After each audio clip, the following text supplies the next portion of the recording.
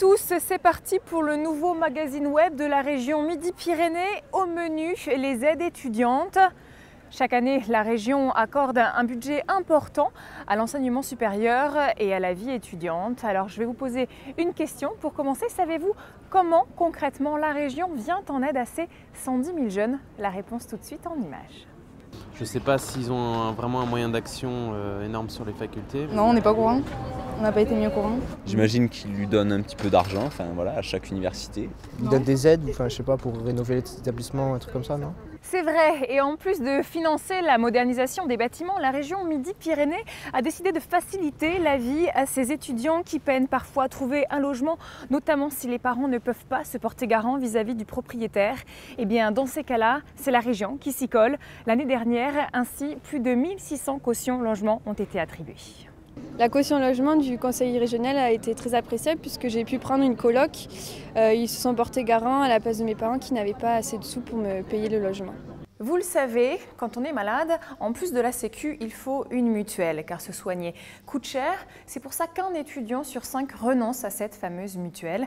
Là encore, la région a trouvé une solution, elle a créé le pass mutuel étudiant, 100 € par an, si on souscrit une complémentaire santé conventionnée par la région. Et ainsi finit les galères pour payer le médecin ou bien encore les médicaments. Pour moi, le pass mutuel a été essentiel car je n'ai payé que 10 € pour l'ensemble de la mutuelle et qui plus est, ça me permet, moi qui suis malade, d'acheter mes médicaments. C'est très important pour moi et j'en ai vraiment besoin. Aujourd'hui, de plus en plus de cursus mènent à l'étranger pour y faire des stages qui coûtent bien sûr cher. Et donc tous les étudiants n'ont pas la chance de pouvoir aller vivre cette expérience. Mais là encore, pas de panique. La région accorde plusieurs types d'aides à la mobilité pour ses étudiants, boursiers ou non, ainsi que pour les apprentis en alternance. Des bourses de 70 € par semaine sont ainsi attribuées sur critères sociaux. D'autres forfaits sont également possibles, que vous soyez boursier ou non. En 2012, près de 2000 aides ont ainsi été accordées. Au total, pour partir en échange Erasmus, j'ai eu le droit à 3 aides.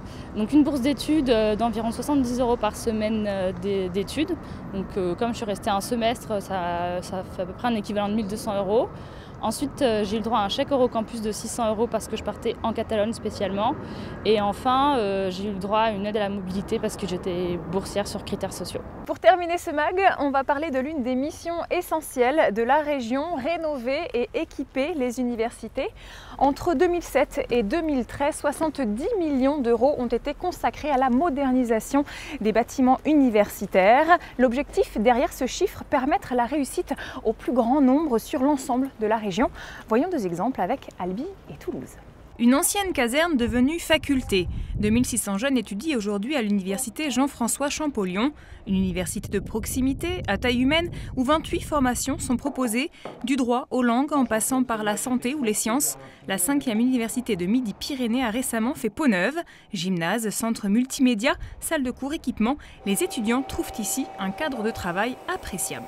Laura est étudiante en physique en 2e année de thèse. Cette Orléanaise de 25 ans a quitté l'an passé l'université Paul Sabatier pour un nouvel univers de travail. Il y a du bon matériel. Ensuite, on n'a pas besoin de le partager. J'aime bien le fait que dans un labo, on puisse avoir son truc sans devoir attendre et devoir s'inscrire sur une liste pour pouvoir avoir accès à telle heure, à telle partie du matériel ou ceci ou cela. Donc c'est pas mal. Il n'y a pas beaucoup de monde en plus, donc c'est une bonne chose aussi. Dans ce laboratoire de physique entièrement créé en 2012, les équipements ont été payés par l'Europe, la France et la région. De l'argent qui permet aux 3 enseignants-chercheurs d'encadrer 4 doctorants avec du matériel dernier cri. C'est un confort de travail bien entendu pour les étudiants, pour l'établissement qui peut également valoriser le travail de recherche qui est fait, le travail de formation, puisque la recherche est faite également en lien à la formation. Oui, c'est quelque chose de très important. Prochaine étape pour ce campus, le contrat de site signé entre la région et l'université prévoit la réhabilitation de la maison des étudiants, la construction d'un pôle santé et le développement de nouvelles formations. Changement de décor, le campus du Mirail et ses 230 000 m², une ville dans la ville où vivent 23 000 étudiants. Bâtie dans les années 60, l'université a profité des 50 millions d'euros de la région pour se refaire une beauté. Un resto-U flambant neuf, des salles de langue désormais informatisées, des amphis rénovés. Le cadre de travail s'est largement amélioré et les étudiants apprécient. Tous les outils sont à notre disposition pour pouvoir étudier tranquillement dans un milieu calme et reposé en fait. On a à notre disposition beaucoup de postes informatiques, ce qui favorise les études. Je trouve que c'est super, on a plein de choses qui sont à notre disposition. Comme ici l'UFR donc de langue, ici on peut travailler l'anglais par exemple sur des ordinateurs. Il y a des sites faits pour ça, on peut regarder la télé en anglais et voilà, ce genre de choses. C'est un vrai renouveau, c'est une renaissance, c'est-à-dire que l'université souffrait d'avoir des bâtiments qui étaient devenus inadaptés à la fois aux formations, à la recherche et à la vie étudiante. Nous sommes engagés dans un processus de démolition-reconstruction intégrale du campus.